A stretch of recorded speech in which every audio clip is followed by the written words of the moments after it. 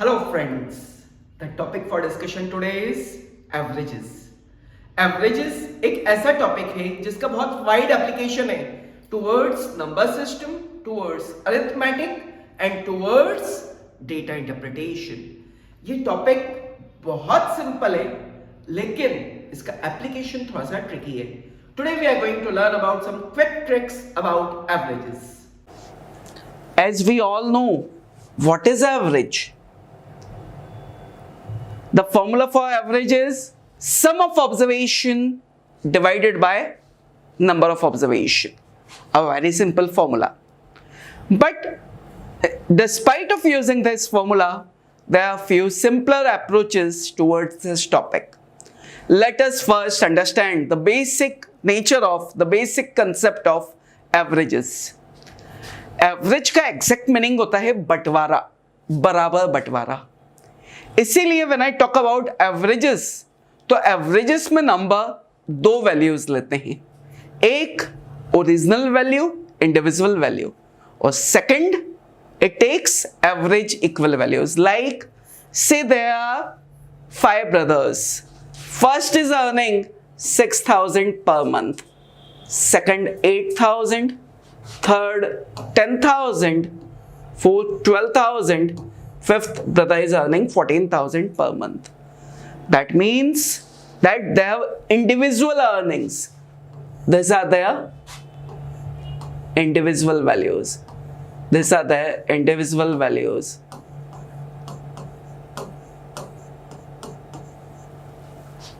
Now, if I talk about average of these 5 numbers, it will be 10,000.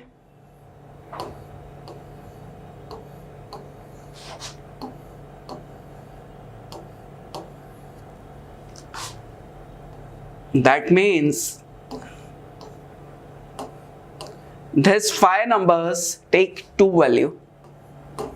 Average values which are equal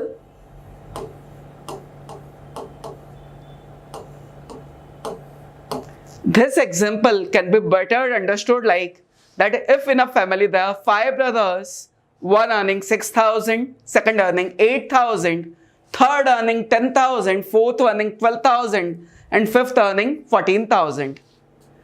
अगर ही वो लोग decide करते हैं कि हम जो भी अर्न करेंगे हम उसको बराबर एक दूसरे से डिस्ट्रीब्यूट करेंगे, we'll be distributing it equally. Hence the share of each brother will be 10,000 irrespective of their earnings. If irrespective of their earnings their share is 10,000 per head, this is their average value, average equal value, and the individual values is 6, 8, 10, 12 and 14,000. Now if I talk about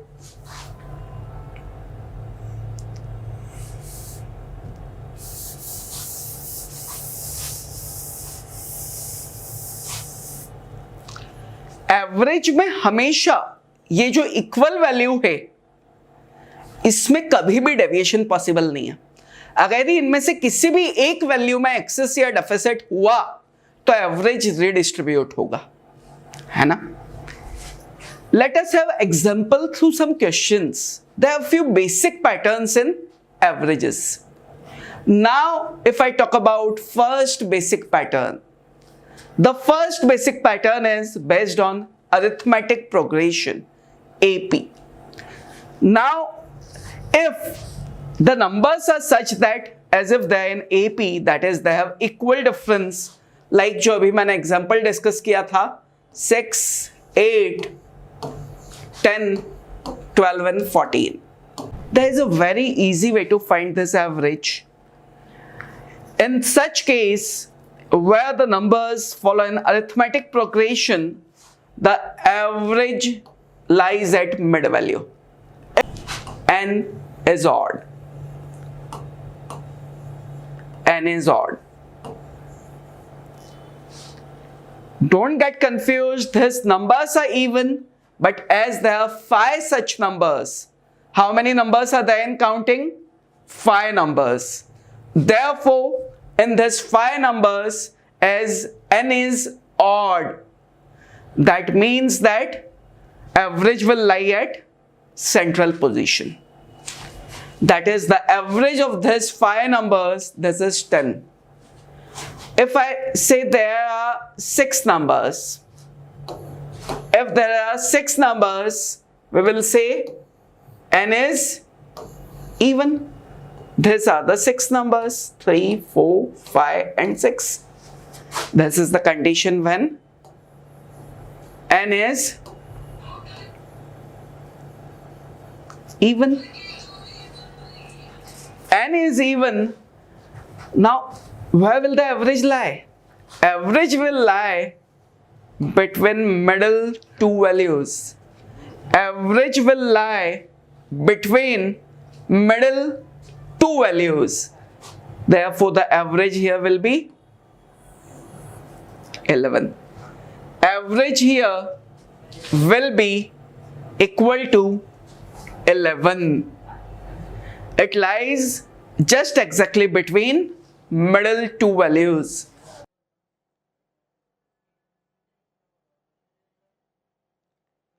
Now, averages.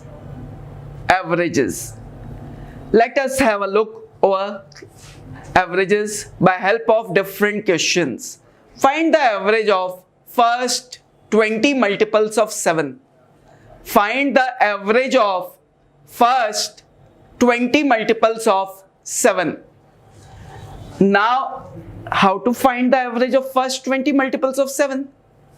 A very simple approach. You need not to write those 20 multiples. You need not to apply arithmetic progression. Just as n here is 20. A table of 7, that means tables always follow geometric progression. If it is n is equal to 20, there are total 20 numbers, the average will lie between middle 2. Average will lie here. Middle 2 split 20 numbers into 2 parts. 10th number in the table of 7 is 70. 11th number will be 77. Splitting 20 into 2 parts. 10 this side, 10 onto this side. That is 70 and 77. The average in between will be 73.5. Average क्या होगा यहाँ पर? Average होगा 73.5. 20 numbers हैं, हमें पता है कि मल्टीपल्स हैं, मतलब अरिथमेटिक प्रोग्रेशन जैसी सीरीज है. जस्ट 2 पार्ट्स में स्प्लिट कर दीजिए, आप विद इन 10 सेकेंड्स इसका आंसर निकाल सकते हैं. The answer is 73.5. The average of 4 consecutive even numbers is 27. Find the largest of these. Another question. Average of 4 consecutive even numbers is 27. Find the largest of these. अब एक approach इसमें यह हो सकता था कि हम पहला नंबर लेते हैं x, first number x, second number x plus 2, third number x plus 4 and fourth number x plus 6. But we will not follow this approach. We will follow a simpler approach. The average of 4 consecutive even numbers is 27. 4 dash बना दीजिए. Consecutive even number है, मतलब ये follow करते हैं वापस से AP pattern, arithmetic progression का पैटर्न फॉलो करते हैं ना. नंबर्स के बीच में इक्वल डिफरेंस है. 4 नंबर हैं अगर ये AP सीरीज के, तो उनका एवरेज कहां आना चाहिए?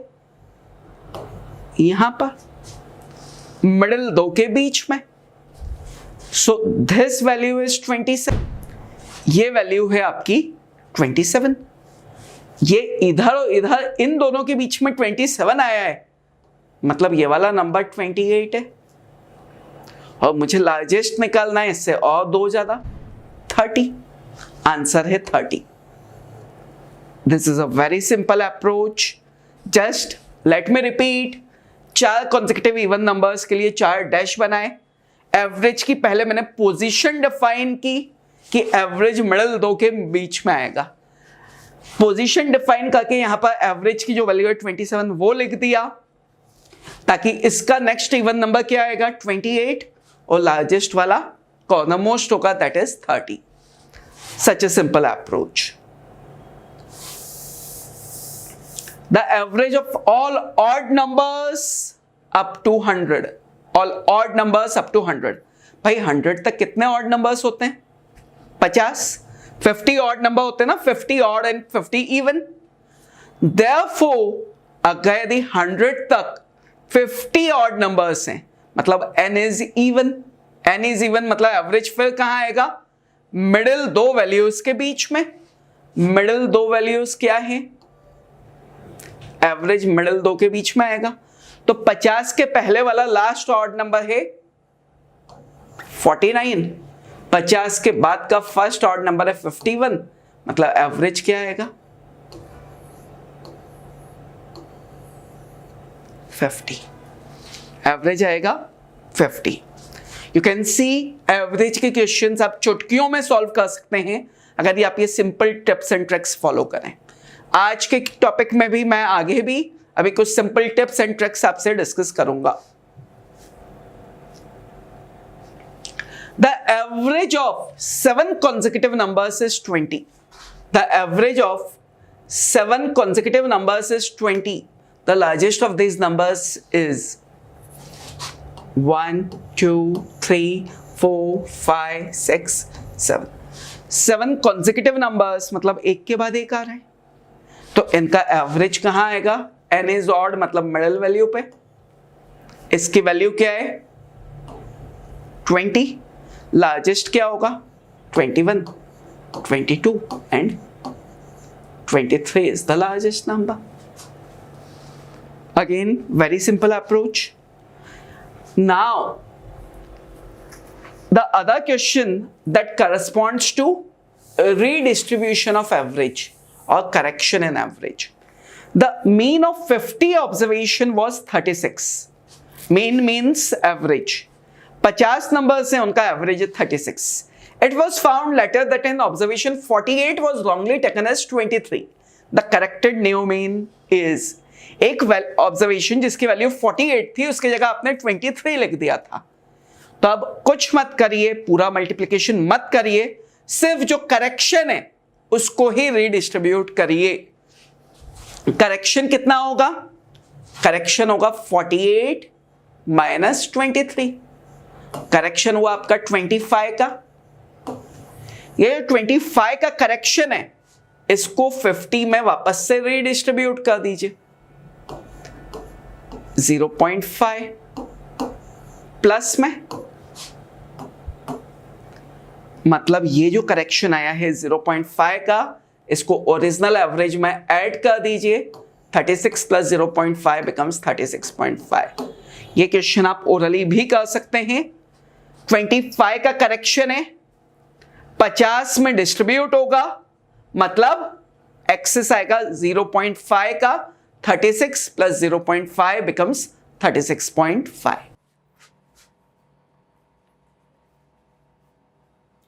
Few more patterns.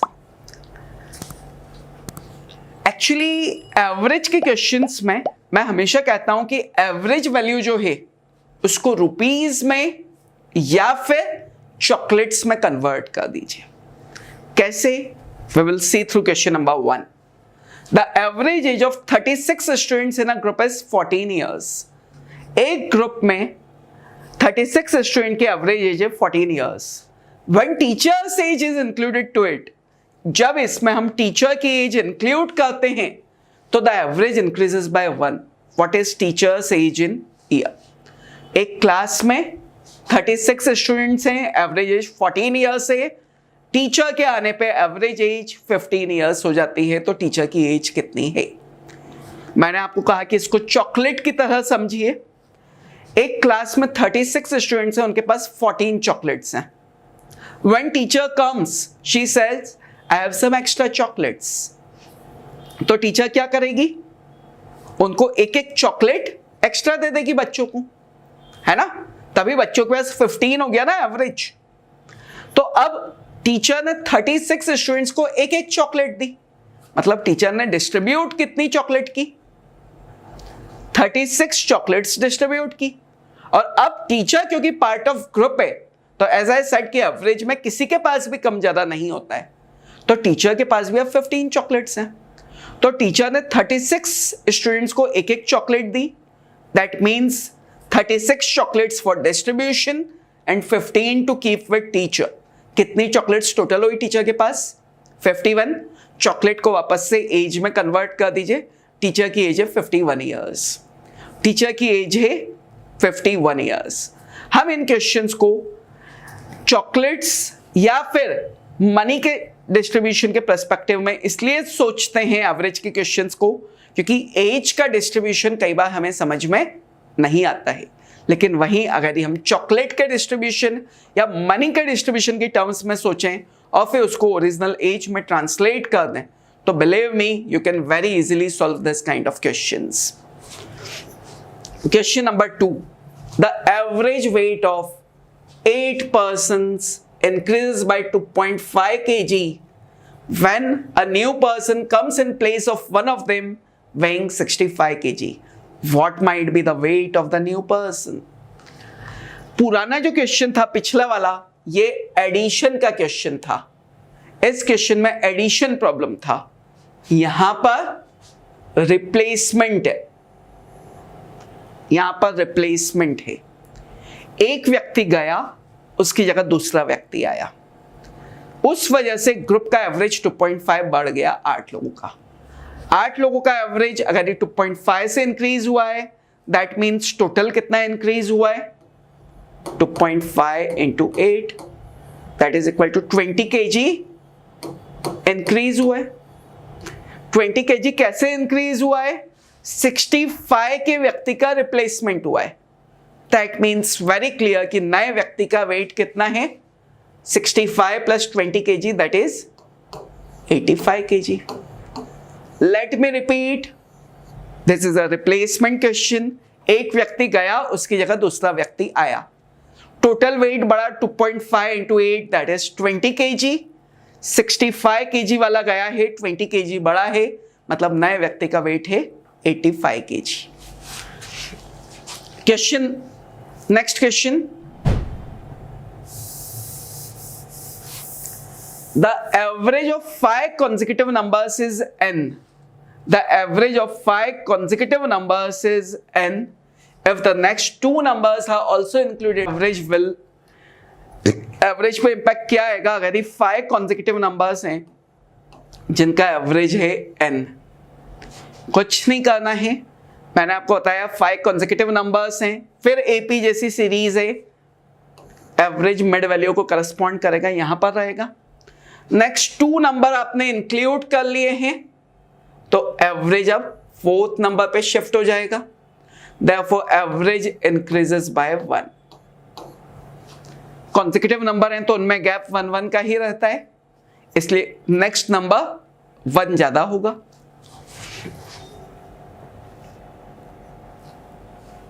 Few more patterns. A cricketer has a certain average for 10 innings. A cricketer has a certain average for 10 innings. In the 11th inning, he scored 108 runs, thereby increasing his average by 6 runs.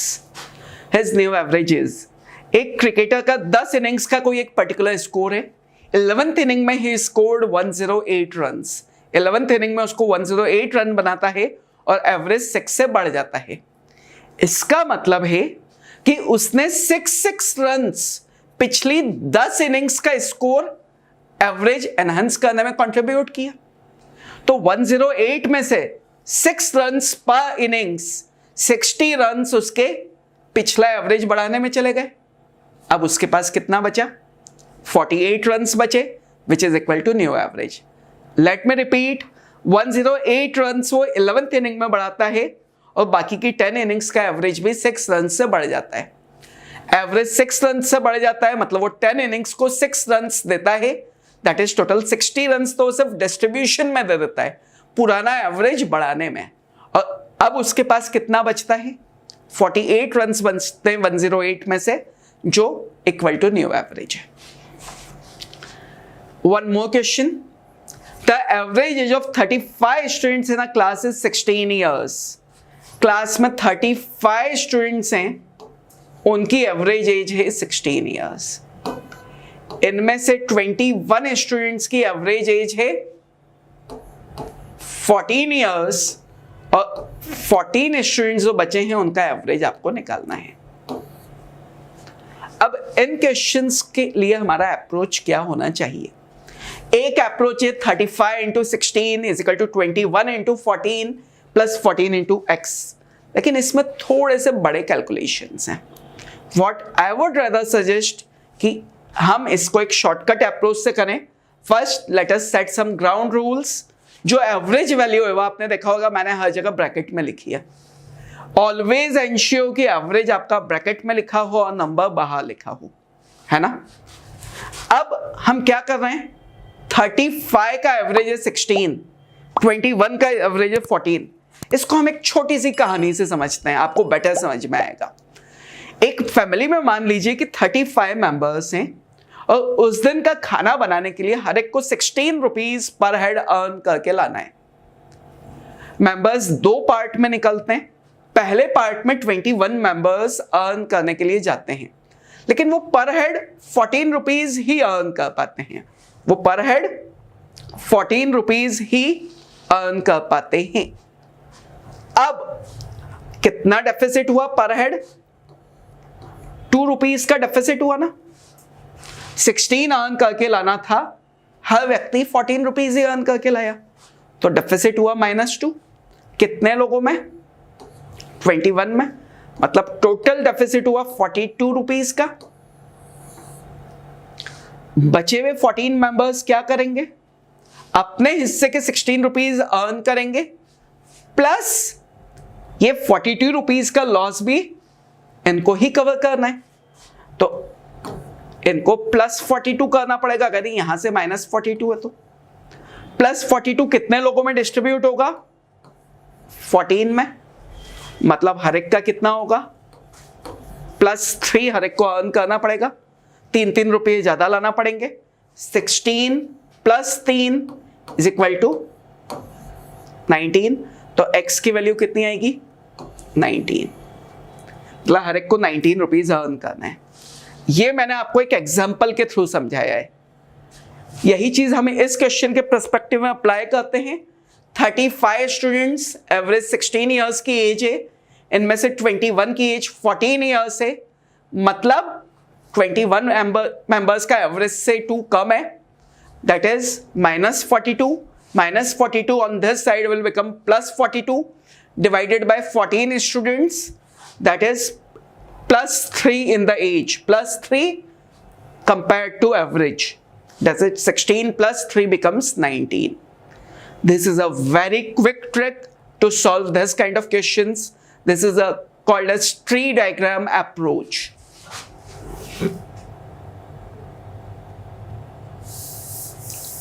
One more question. The average runs of a cricket player of 10 innings is 32 runs. एक cricket player है, उसका 10 innings का average है 32 runs. How many runs must he make in his next inning so as to increase his average of runs by 4? एक cricketer है, उसका 10 inning में 32 का स्कोर है, नेक्स्ट इनिंग में उसको कितने रन ताकि एवरेज 4 से बढ़ जाए? मतलब अभी 32 है, सबका एवरेज 36 करना है, 10 इनिंग तक 36 करना है। मतलब 10 इनिंग तक 4 रन्स बढ़ाए तो 40 रन्स तो उसको किस चीज के लिए लगेंगे? एवरेज बढ़ाने के लिए, डिस्ट्रीब्यूशन के लिए, है ना। 32 से 36 करना है ना, 4 इंक्रीज करना है, तो 10 इनिंग में 4 इंक्रीज करने के लिए उसको 40 रन्स तो 10 इनिंग के 4 इंक्रीज करने के लिए लगेंगे, प्लस खुद के हिस्से के 32 + 4 दैट इज 36 रन खुद के हिस्से के बनाने पड़ेंगे जितने बाकी इनिंग्स के हैं। तो टोटल कितना हो गया? 76 रन्स। वापस रिपीट करता हूं, उसका एवरेज जो 32 था उसको 4 से इंक्रीज करना है, 4 से इंक्रीज करना है तो 10 इनिंग में पहले 4 इंक्रीज करना है। दैट मीन्स कि 40 रन्स डिस्ट्रीब्यूशन के उसको बनाने पड़ेंगे, और फिर खुद का हिस्सा जो है एवरेज में, न्यू एवरेज में, दैट इज 36, तो फिर वो 36 और बनाएगा, तो टोटल 76 रन्स बनाएगा। I hope this kind of questions, they are pretty clear to you.